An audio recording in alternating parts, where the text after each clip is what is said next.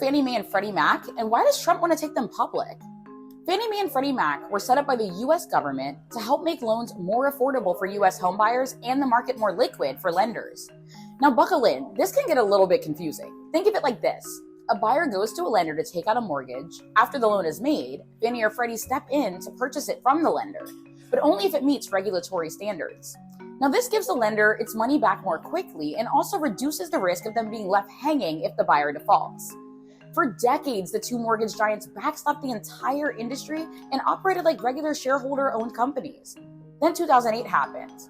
During the global financial crisis, housing prices tumbled, homeowners began defaulting on their loans, and Fannie and Freddie suffered heavy losses after years of taking on riskier loans. To prevent the U.S. housing market from falling apart, the government orchestrated the biggest bailout in U.S. history, $191 billion, all funded by taxpayer dollars.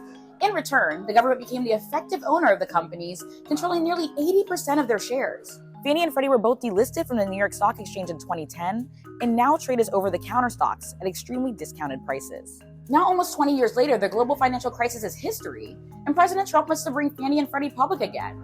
Now, some critics say privatizing Fannie and Freddie could make buying a home more expensive, but supporters of Fannie and Freddie going public say that it would introduce helpful competition into the housing market. How exactly this would all happen still remains unclear because it needs government sign-off.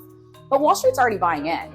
Shares of Fannie have surged more than 500% over the past 12 months, while Freddie Mac is up some 400% for that same time frame. Now, the outcome for whether or not they actually go public again still hinges on regulatory approval.